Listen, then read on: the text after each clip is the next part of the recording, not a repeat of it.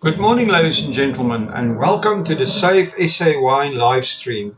It's Monday, the 23rd of November, and as you all know, this is an exciting week because it ends with Black Friday, and the Black Friday specials are already running on most of our wineries are already running Black Friday specials, and we are here to give you the lowdown and the high down and just all the sales and what's happening for Black Friday.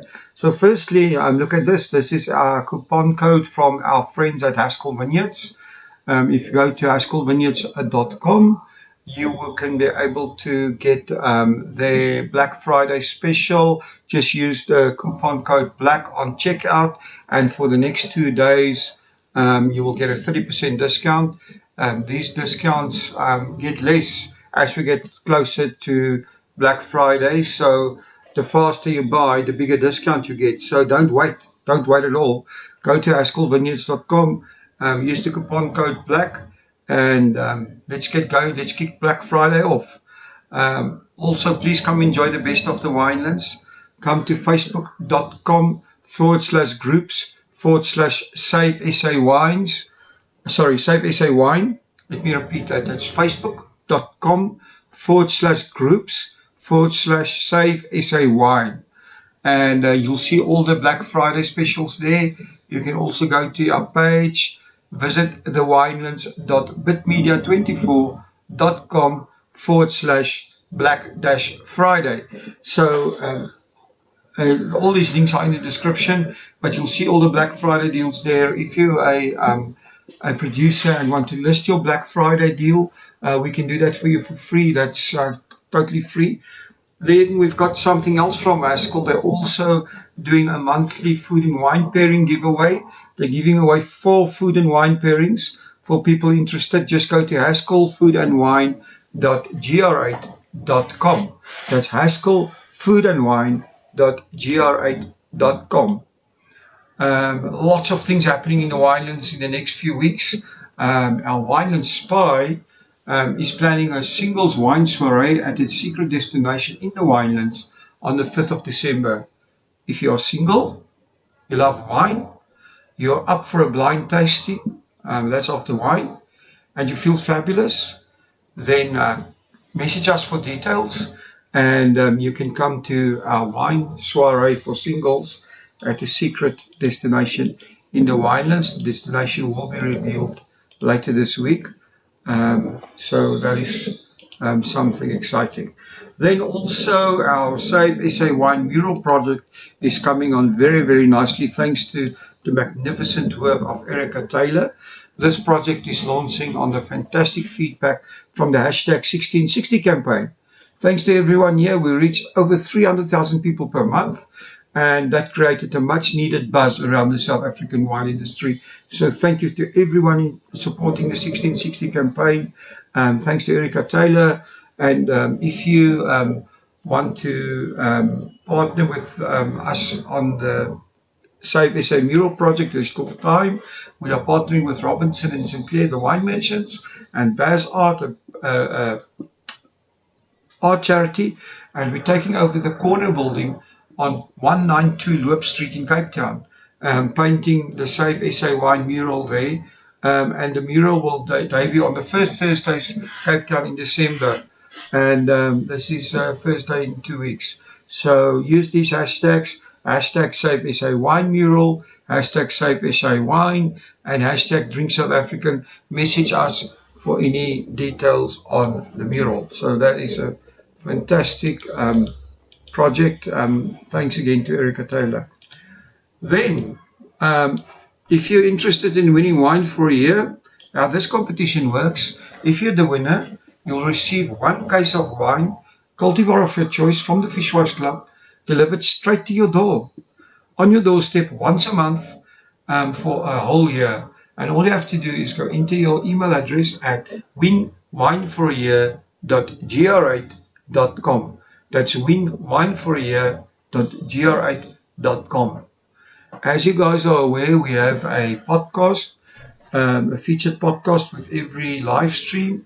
And today we're talking to Ken Forrester, the owner, the passionate owner of Ken Forrester Wines in Stellenbosch, telling us the story about Ken Forrester Wines, and also support Ken and his wines, one of our premium wine producers in South Africa.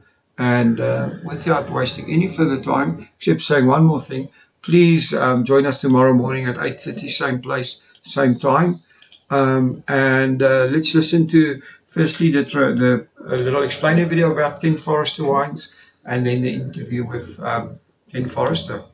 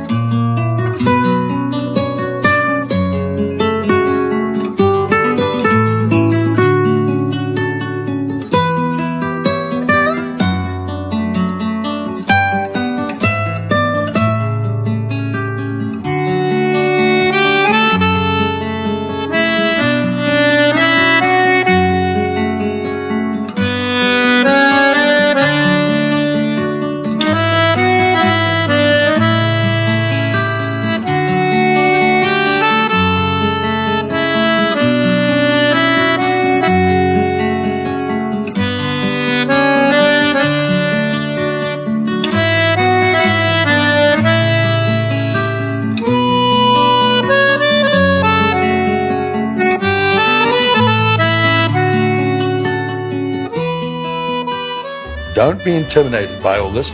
I'm going to show you how to open it. Do this at home. Get your thumb over the top. That's the safety catch. That is a projectile and it can hurt. Unwind the screw around the neck. Just unwind that wire. Keep it loose. Get your hands around the cork. Don't turn the cork. Your little hand, just hold the cork. Turn the whole bottle. Hold the bottle at 45 degrees. Cork will come out perfectly. That's how it's done. You put sparkling wine into a wine glass. What you have is space. Space for air. Space for your nose to get into the glass. You can't get your nose into that. It's impossible. This is your glass for champagne. This gives you the full bouquet. This is your celebration wine.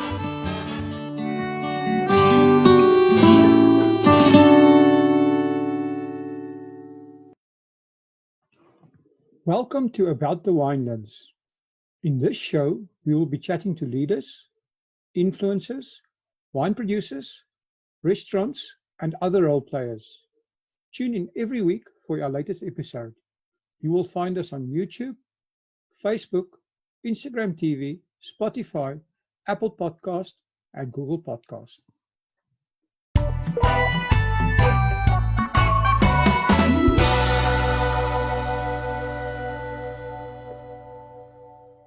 Before we start today's show, I really need your attention.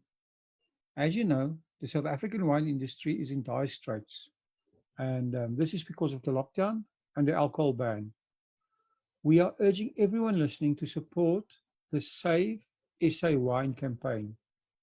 Please join our Facebook group at facebook.com/groups/Save SA Wine. And also, please share all posts on social media with the hashtag SaveSAWine. If you are a business in the wine industry, we invite you to share a video explaining how the lockdown ban is impacting your business and how many jobs are at risk. We are doing our 50th podcast next week, and we are dedicating this podcast to the Save SA Wine campaign. And all videos submitted before Monday evening will be featured in the podcast. All the details are in the group. This is all videos submitted before Monday evening, the 3rd of August. So please don't delay, submit your videos as soon as you can.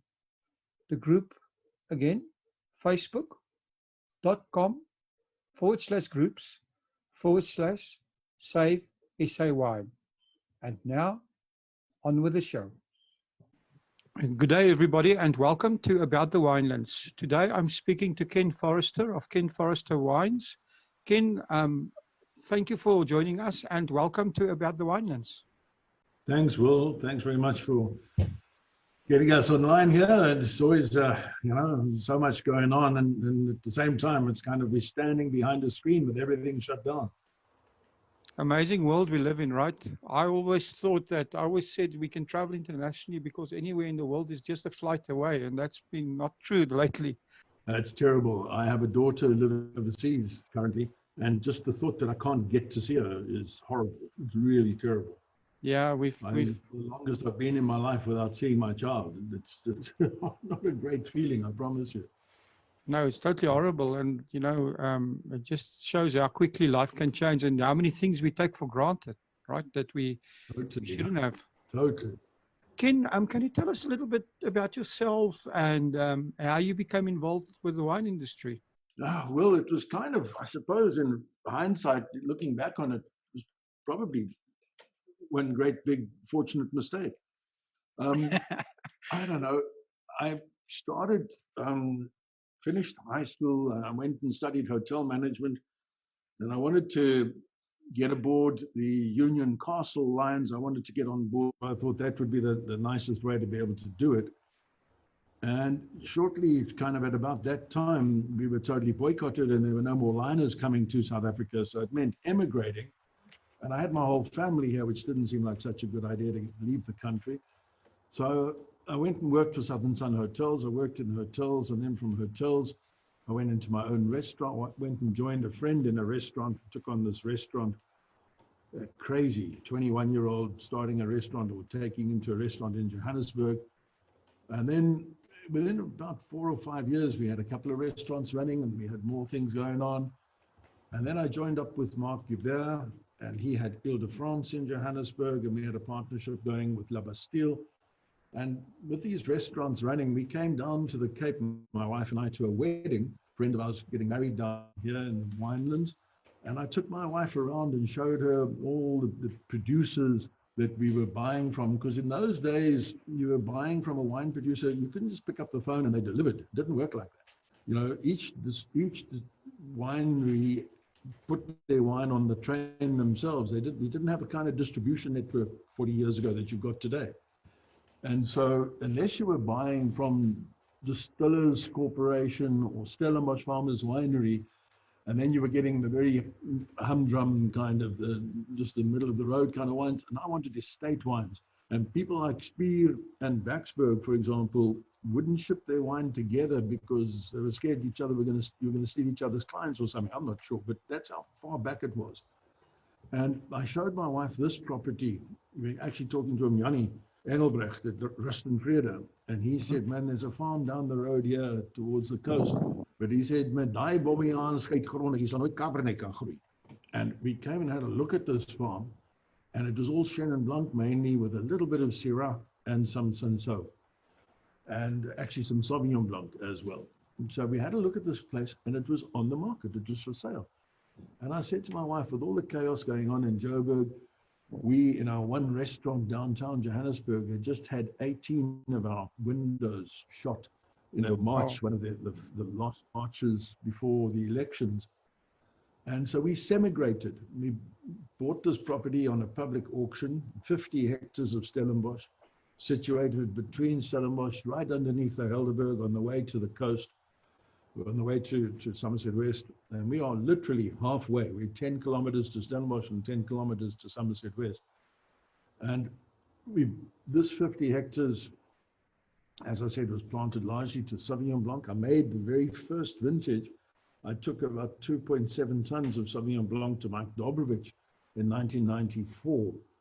And Mike very kindly pressed it, and I got some barrels. I got some secondhand white barrels from Hempy's to Toy, and Kevin Arnold, who had a partnership making Chardonnay with those barrels. So we took this Sauvignon Blanc and we fermented it in barrel in 1994. And the first wine I made was a couple of 100 cases of Blanc Fumé made by Mike Dobovich and myself. And then the following year, we spoke to Martin Meinert, who was a good friend of mine. He was the winemaker at Vergelegen, but he had a winery that he wasn't using. Can you imagine somebody just happens to have a spare winery? Well, that was Martin. He was working at Vergelegen and he had his own cellar and vineyards in Devon Valley.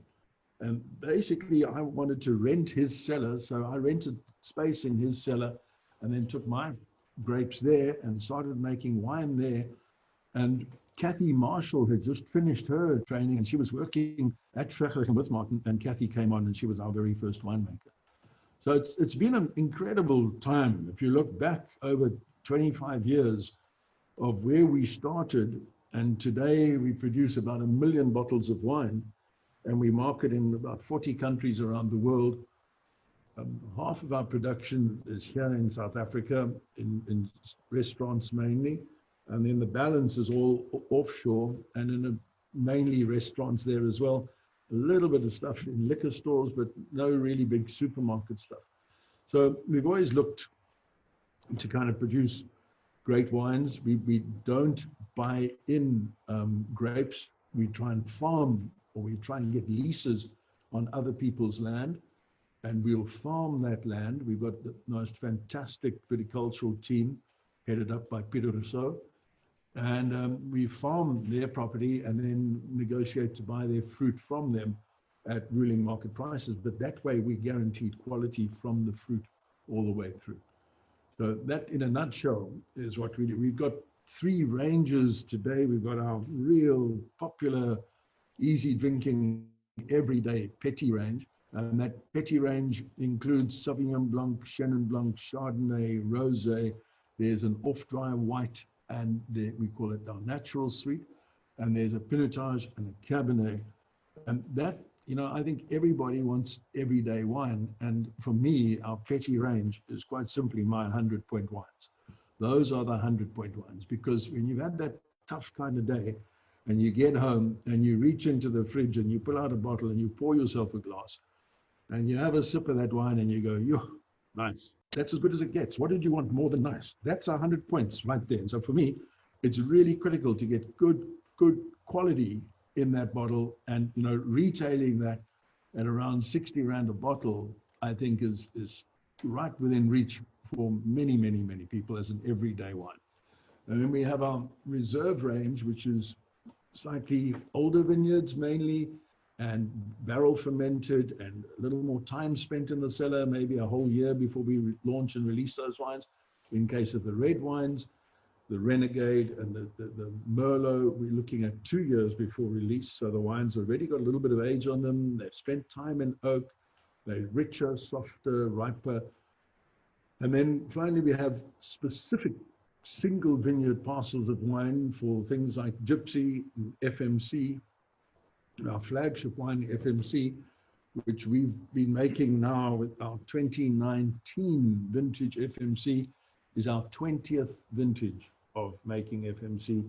And when Martin and I made that wine, Martin's a member of the Cape Independent Winemakers Guild, and that wine went into the Guild auction, the very first vintage of that wine in 2001, I think. The vintage wine, the wine was 2000 vintage, and we sold it in 2001 on the auction. And we sold that wine on auction for 160 Rand a bottle in 2001. And that was the same price as Anthony Hamilton Russell was getting for his Chardonnay. So it was a monster price. It was huge. And I decided, well, if we're going to sell it on auction for that price, then we've got to be brave enough to take it to the market at that price. And we had a launch in Johannesburg at my restaurant. I still had a restaurant up there. My partner had a restaurant that kept Gatrel's. And Mike Fridgen said to me, you know, that's a very stiff price for Chenin Blanc. And my argument to him was, it's a good price for white wine. That's a great price for great white wine. I think that's very fair. I think I'm quite happy to pay that money for a great bottle of white wine. Why wouldn't anybody else? And I have to say that just with kind of as a product of inflation, That wine today sells at about 550 Rand a bottle retail, and we sell every bottle we make. If I could produce double, we would sell it all. We sell out of that wine. We've been out of that wine in most markets now for nearly 3 months. And we don't rush the next vintage. If we're out of stock, I'm afraid we're out of stock. It just takes that long. It's hand harvested. It's selections through the vineyard. You know, before the drought cycle started about 5 years ago, we would do 4 or 5 selections in the vineyard. And now we currently, in this kind of drought cycle, had to be a little more choosy, a little more picky. And it might require 10 selections through the vineyard. And each selection might be 3 or 4 days apart or a week apart. And all of that fruit, that whatever we pick, if it's just a barrel's worth or 2 barrels or 4 barrels, all of that gets made separately. It's all fermented in barrel in 400-liter French oak. And it's all wild yeast ferment. I mean, I love the kind of concept that everybody's jumping on, this natural wine bandwagon. I mean, we've been using wild yeasts for 25 years. Wow. That's what we do. We didn't know you could. It's just, we've been playing this game with wild yeast and going through mallow in barrel and yeah, we use a bit of sulfur, but it's kind of smart. It keeps the wine clean and stuff like that. We're very cautious with our sulfur levels. We keep them as low as possibly. And we use absolutely zero sulfur prior to moving the wine for its first racking. So right through fermentation, etc., there's no sulfur on that wine. And yeah, the FMC has really been a wonderful, wonderful kind of project. And, you know, I said to Martin Meinert when we started out, I said, Marty, why can't we make the best white wine in the world? He said, yo, you know, maybe your kids, maybe in 20 years' time. I said, why should it take 20 years? Why can't we approach that and set about doing it? And I truly believe that we've kind of established an icon after 20 years. And, you know, I have that FMC in top restaurants around the world. It's in London, New York, Paris, even in Paris, believe it or not, on restaurant lists. It's in great wine stores around the world. And it has a huge following. I have private clients who buy that wine. We have a client in Aspen who buys 5 cases every kind of November. And he tells me, look, don't take offense here, but this is my kind of everyday Montrachet. Well, he's paying $60 a bottle. If that's what you're happy, you know, I'm happy. It suits you. I wish I could get $60 for it, but that's what it becomes in retail America. So yeah, it's been a wonderful, wonderful journey. What can I say? Well, 25 years later, and to keep myself slightly insane, we constantly have other projects on the go all the time. We make some wine from Picanierskloof. We've got some Chenin Blanc from Picanierskloof, which is a vineyard planted in 1959, a little bush vine vineyard. And there what we did was we applied all the natural principles of kind of hands-off winemaking, very minimal interference. And what we do there to make it just a little more tricky and even crazier is each release of that wine is simply denoted by 1, 2, 3. So right now we're busy building the blend for the 3rd release of the wine, no vintage. And in fact, the wine in the bottle is a blend of 5 vintages in this 3rd release. And if you think of all of the champagne that you've ever drunk, most of that champagne, 99% might have been non-vintage, in which case it was a blend of somewhere between 3 and 10 vintages. But nobody bats an eyelid. Champagne to champagne, you don't even think back how many vintages are in this. You don't think to look for the vintage unless you're specifically looking at vintage champagne, but you need lots of money for that. And so have a non-vintage white wine from a single vineyard made up of between 3 and 5 vintages each year, and all wild yeast barrel fermented, old neutral barrels. When I say old barrels, 10-year-old barrels, there's no hint of oak on the wine. The barrels are simply vessels which allow for nice gentle oxygenation and good settling because of the oxygen protein kind of alignment that takes place. So we do that. We make a bit of Sanso every year just to kind of keep the staff right up to the people who sit in debtors and accounts and logistics. We make a wine each year where I say to them, what would you like to make this year? And I'll go and source the grapes. And that could be Pinot Noir, it could be Sanso, it could be, what do we make? Gewürztraminer.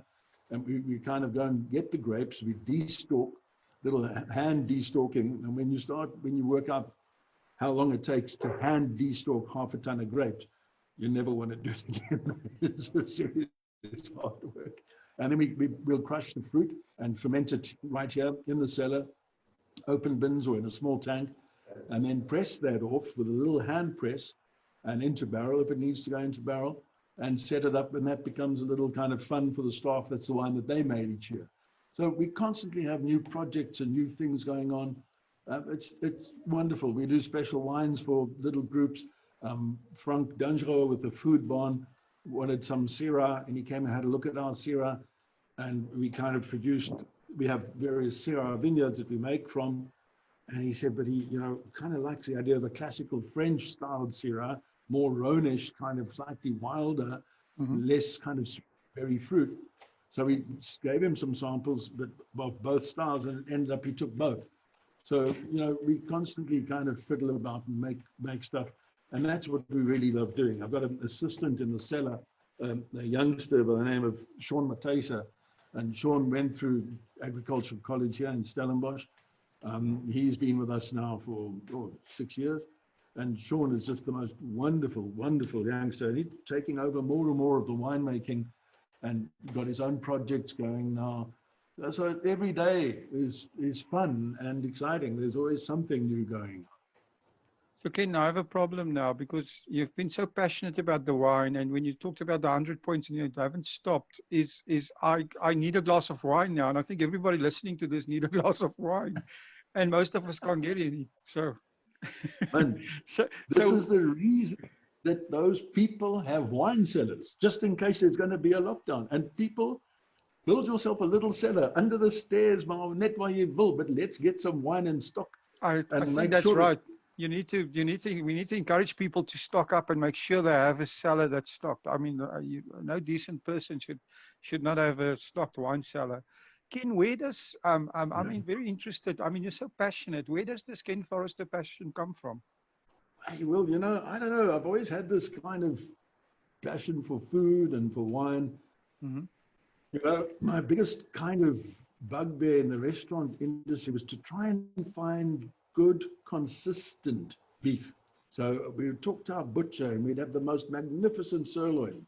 And then there'd be a big rugby match that weekend, and the next week the sirloin was terrible. I'd say to him, what happened to the sirloin? No, he doesn't know. No, he didn't hang it or whatever.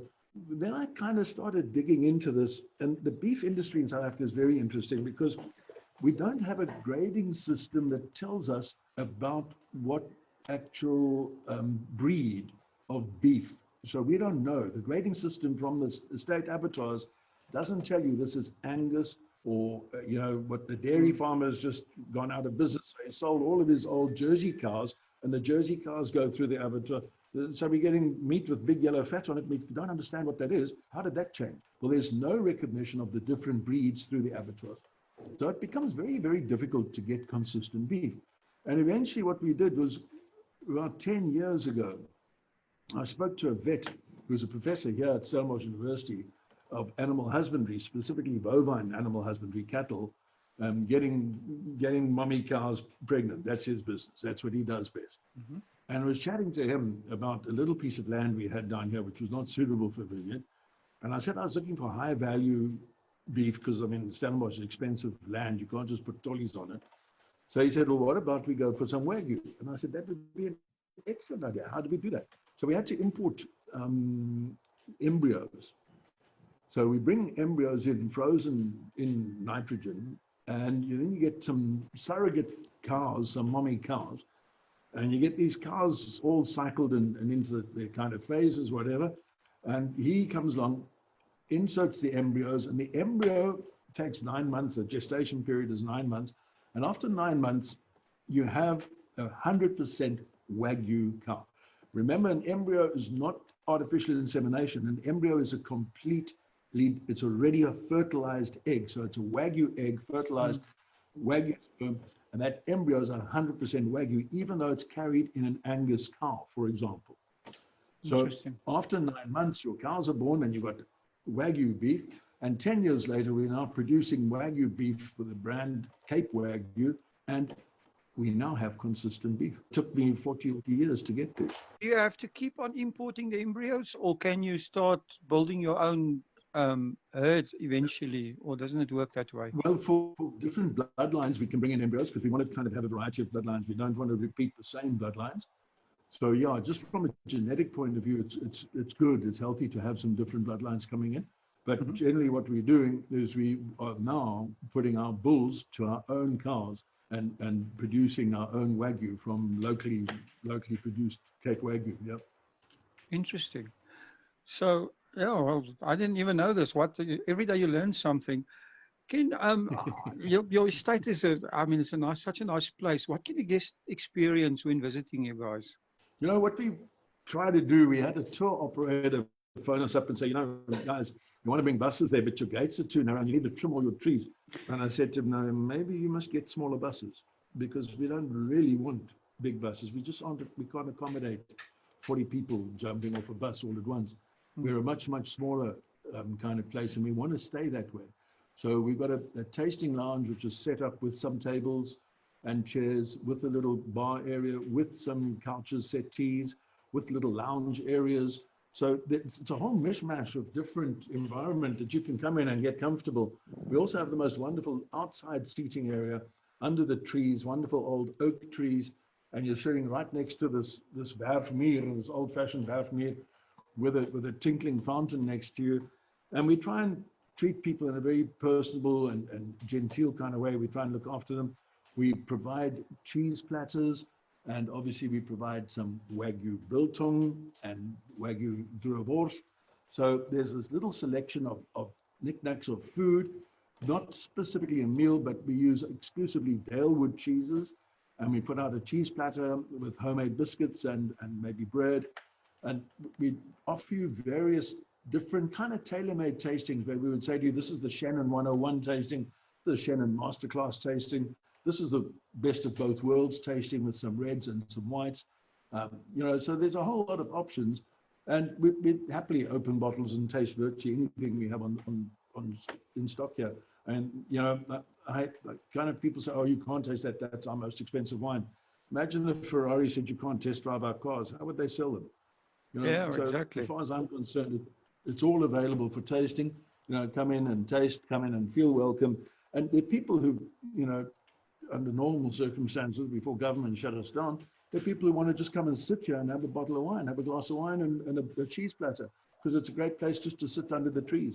We've got 6 dogs, a variety of shapes and sizes, kind of 3 of them ex-animal welfare, 3 little local Jack Russells, and then the rest are kind of all mishmash. So the dogs are welcoming and friendly. It's just a nice environment. We want you to feel comfortable when you come here. Wow, that sounds wonderful. First, you made me want to have a glass of wine, and now you made me hungry. So I'm scared to ask you the next question, and that is, you're also selling champagne in your wine lounge. Can you tell us a bit more about that? That's quite interesting. Well, like they say, a lot of business is done on the golf course and in bars. Well, we used to go to many, many years ago, I'm talking 23, 24 years ago. Every year, our distributor in the UK, which was Oddbins, which in those days was the premium distributor of clever wine, of interesting wine in the UK, that had nearly 400 stores, and buyer was a fellow called Steve Daniel, who probably has the best palate that I've ever come across in my life. The man is an unbelievable taster.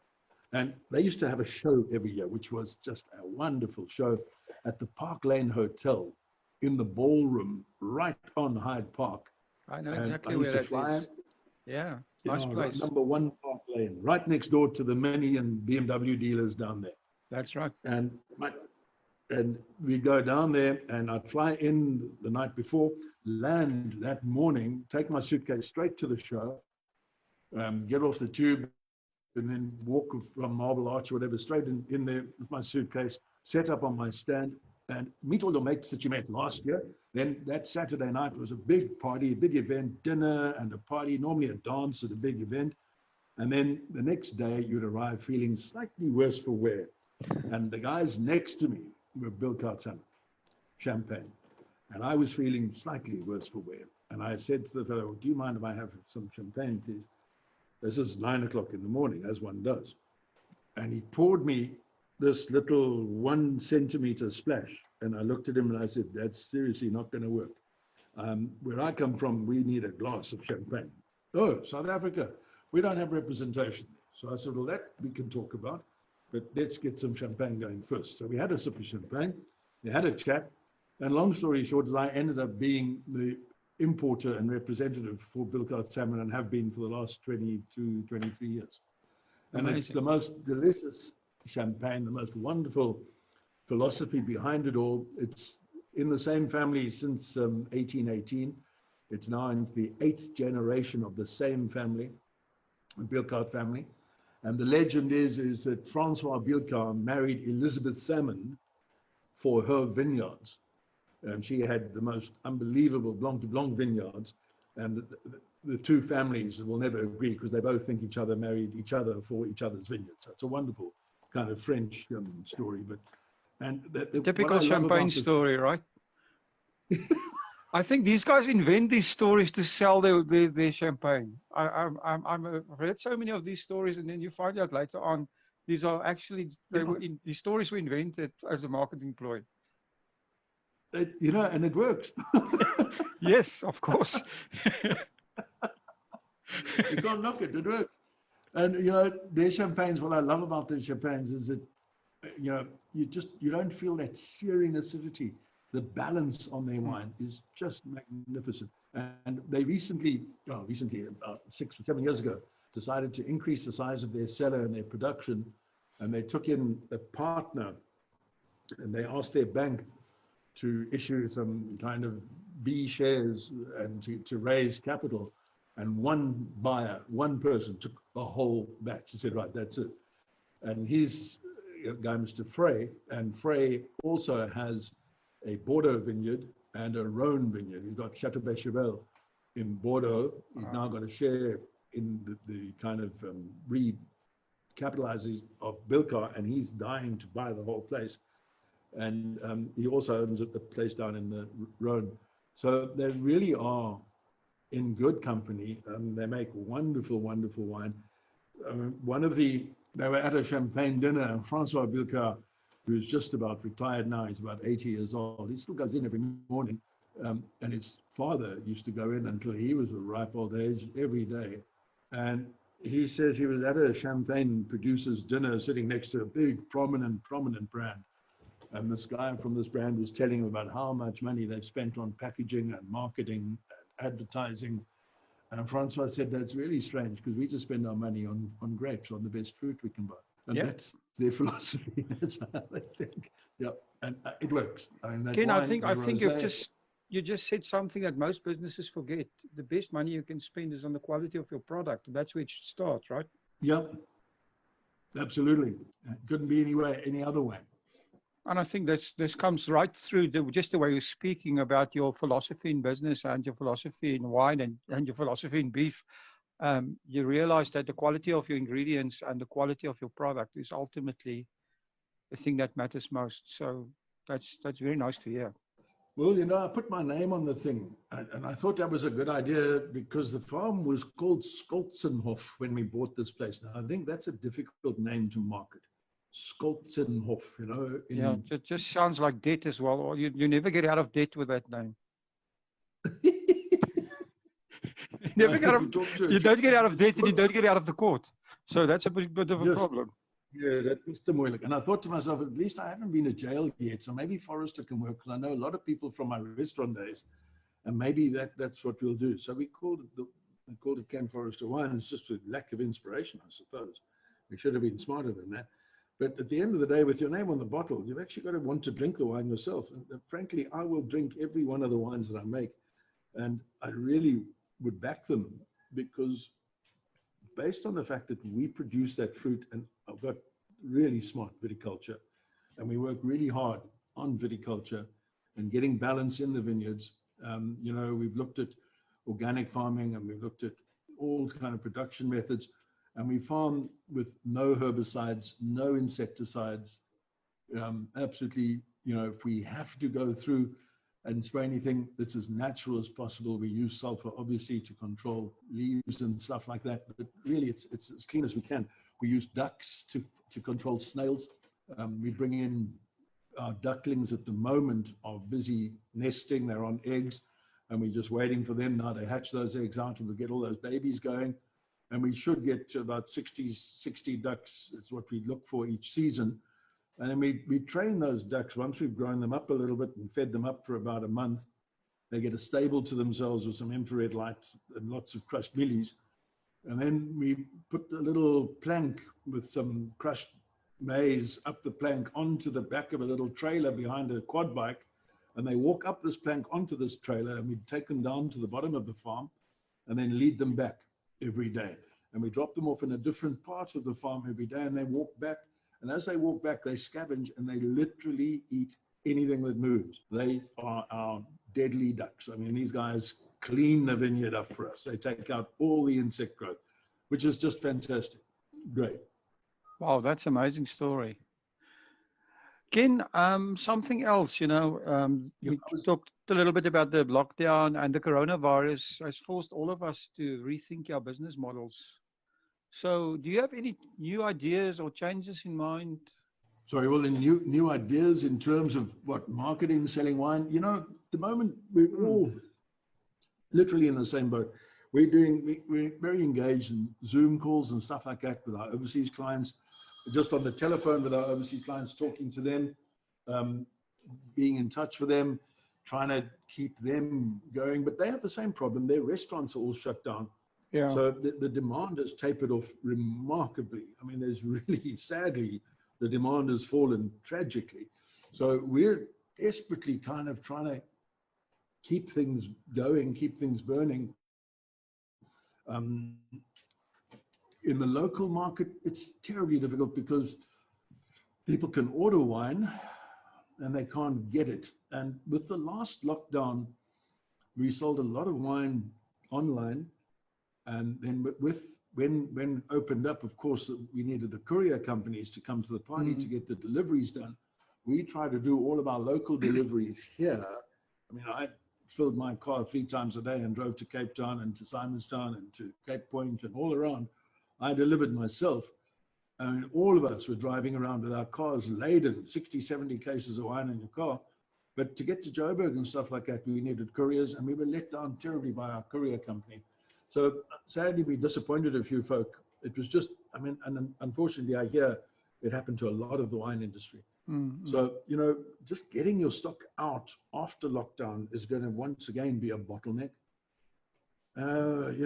It's very tricky, very difficult. We obviously staying in touch. It's hard to do tastings because people don't have wine, you can't get stock to them. We were hoping to release and launch our Gypsy, which was now delayed because we wanted to send out a bottle to press and interested people and influencers. And at the same time, there's a wonderful, wonderful dish which actually comes from that part of France, which cassoulet from the south of France, from Carcassonne, which is just sort of near the Loire Valley, and near the Rhone Valley, sorry. And we wanted to cook up a cassoulet from a recipe that we used to use in our restaurants and send out a cassoulet and a Gypsy. And what could be nicer than baking your cassoulet and sitting down with a bottle of Gypsy and then talking about it, except that we can't send the wine out. So yeah, it's restrictive, it's tough. And it's really tough on staff. We've got to try and maintain and keep our staff employed and try and keep people going. And the knock-on effect is what really worries me. If you lay somebody off, you're laying off the breadwinner of a family. It's not one person out of work, it's 5 people out of food. And government hasn't given us a lot of support. We've got tours now until the middle of August, which obviously we're claiming on behalf of our staff. We're doing what we can there. But at some stage, without income, we're going to have a discussion with maybe asking people to temporary layoff for 3 months or get them in to work and just pay them for the hours that they work.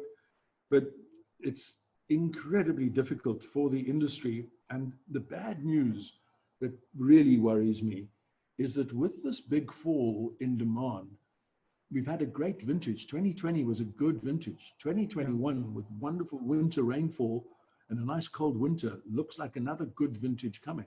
We've got a lot of fruit and a lot of juice, and everybody is sitting on tanks and full tanks. Yeah. Most people, when I say everybody, I think majority of the industry is sitting on full tanks. We've seen bulk wine prices, which we kind of give us an indication of the state of the market. We've seen prices slipping by 30%. Wow. We're now just starting to prune and looking towards next year's harvest with tanks that are still full. And I just feel terrible about what is going to happen to the growers. How are they going to sell their fruit? If the prices fall 30%, it'll knock farmers off the land. Yeah, this is true. So, yeah, there's hard times coming. Yeah. So, Ken, talking about this, I mean, this year has been a very, I think people probably learn more this year about themselves than any year before. But what is the most important thing that you've learned from your wine journey? And what's the most important thing we've learned? I think you kind of don't burn your bridges. Yeah. You want to sell wine to somebody. If they don't want your wine today, just stick around. You got to wait a while. Maybe they'll take your wine in 10 years' time. We're not here for the short term. Looking at vineyards, that FMC vineyard, at some point, that vineyard was planted in 1970, so it's already 50 years old. Now, at some point, that vineyard's going to be past its sell-by date. So what we did about 10 years ago was we took cuttings from that vineyard and had them all cleaned up in a lab, in a technical nursery, and then replanted the bottom part. I took out 1/3 of the vineyard, which was a sacrifice. I had to lose 1/3 of the vineyard, but I had to make some investment in the future. Yeah. And so we replanted FMC at the FMC vineyard, but we still have 2/3 of the old vines. And what we've done now with the old vines is that where we have weak vines or where vine has picked up a disease or dieback in the rows, we've now taken out that vine, left the soil fallow for a year, and then replanted the following year. So we're interplanting, and we mark those young vines, so we separate them. We don't pick that fruit to go into FMC. That gets picked separately. But when you plant a vineyard, you're planting it for your children. And you might not even see that fruit in that wine come to full fruition. So it's a long-term game, and it's not a kind of quick release. And I'm always slightly amazed when we approach restaurants and we want them to buy our wines and that, and they'll say, sure, but there's a listing fee. What's this listing fee? Well, we've got to pay for wine lists and etc. They're buying the product and they're putting a margin on it. They're marking it up. Essentially, if I sell a wine to a restaurant at 100 Rand and they sell it, I imagine on that 100 Rand, let's assume we make a 30% gross margin. So we're making 30 Rand. They sell that wine for 300 Rand. The waiter gets a 10% tip on that wine. He makes as much money as I do. And it's taken me 3 years of growing the wine, making the wine, keeping it in barrel for 2 years. Before I even see my 30 Rand, he gets his 30 Rand the day he sells the wine. So, the market is quite a tricky market, but that's as the market is. You're not going to change that anytime soon. It's just that to have to own a vineyard, grow the grapes, make the wine, have a big fancy stainless steel cellar with wooden barrels imported from France, and then to buy the bottles and buy the labels and buy the boxes and then go to a restaurant and say, I'd like to give you 10,000 Rand to buy my wine, seems crazy to me. Isn't that where the power of branding comes in, though? If the restaurant's sitting there and this customer comes in and says, can I have a bottle of Ken Forrester's wine? He doesn't have a choice, right? Unfortunately, the wine, how can I say, the loyalty to brand with wine is not as extreme as it is with, say, beer, for example, where, certainly before the advent of all the craft beers, You had an Amstel drinker and a Castle drinker and a Lion lager. The guy only drinks Windhoek. No, I don't drink Castle, whatever the case is. Mm-hmm. Whereas in the restaurant, you look at the wine list and you're looking for a Chardonnay or you're looking for a Chenin Blanc, and you'll go, there's a great Chenin Blanc from Sebastian Beaumont. Let's have that. We'll be happy with that. And so there's always a replacement, and there's not a lot of brand loyalty, sadly. Is that a South African thing where we've actually marketed the varieties more than the actual wines? Well, I think that branding is, in the wine industry, I think branding is everything. You need to build a brand. You've got to be a brand. If you think of literally any wine, think of a French wine, immediately it's a brand. And that's what's really, really important. If I say Guiguel, immediately you know what we're talking. It's got to be Southern Rhone, Guiguel. It's going to be fantastic. And it's Guiguel. So branding is really, really important. And I think that to me is possibly the hardest thing, is to constantly stay on a path of brand building and producing wine that's good for your brand and sending out a message that's good for your brand and maintaining the honesty and of your brand so that your brand actually does grow. You've really got to be consistent, the messaging that goes out and what you're doing, your product, your quality, all have to be utterly, utterly consistent. Ken, it's such a pleasure talking to you, but my last question for you is to give us your very own wine quote, or if you can steal a quote from somebody else, that's fine as well. Which one is your favorite? Yeah, well, a long time ago, I kind of said, here we are with all the problems of the world in one hand and a glass of Chenin in the other hand. Now that's better. That just feels much better. A glass of Chenin can really help lift the problems of the day, I promise you. It works for me. And, it's just, I heard a lovely, I think it's actually a Dion Mayo quote, if I'm not mistaken, who said that anybody who's against wine simply doesn't understand it. They've never met good wine. And I think that that's a reality. And to see us locked down because of an alcohol ban, I cannot imagine that people think of wine as alcohol. If you're talking about abuse with alcohol, can you imagine that people drink a bottle of Chenin Blanc in a restaurant and start stabbing each other with the knives at the table? It's not consistent with what government is setting out to try and do here. And if anything, yes, I think we can't be ignorant about alcohol abuse. It certainly takes place, but I don't believe it's the wine industry. And I don't want to say that we're innocent, but I do think that it has a lot to do with social norms and social government and social policing, and actually just people, looking out for each other, as well as government's role in a functioning state, which is critical.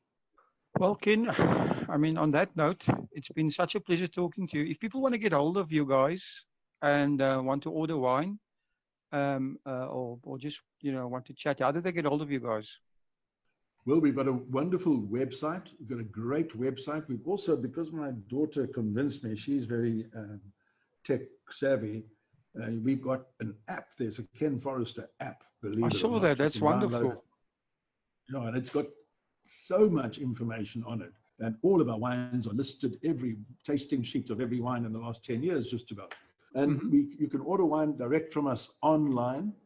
And, we could give you a code, and we could give you a code for a discount. Well, if you wanted, we have people specifically quote Will 10, we'll give you a 10% discount on all your orders.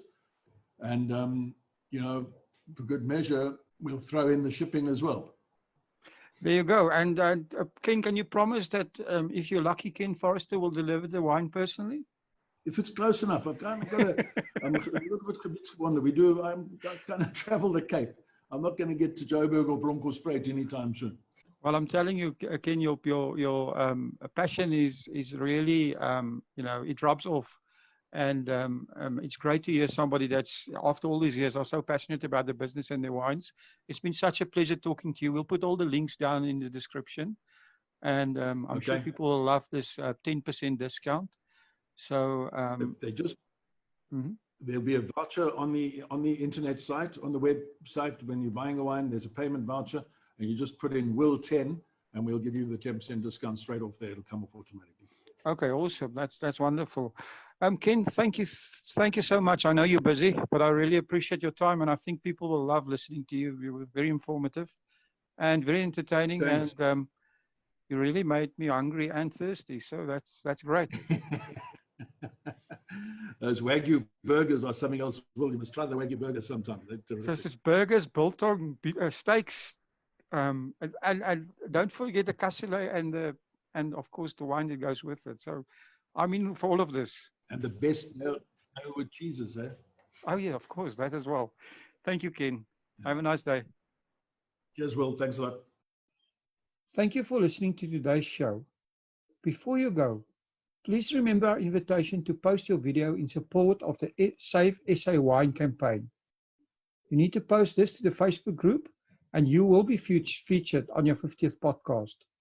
If you're a member of the public, you can support the Save SA Wine campaign by joining the group and sharing all the social media posts with your friends and family. These are all posts with the hashtag Save SA Wine. Here is the group again. Facebook.com/groups/Save SA Wine. All the links are in the description below. We really appreciate your support and thanks again for listening.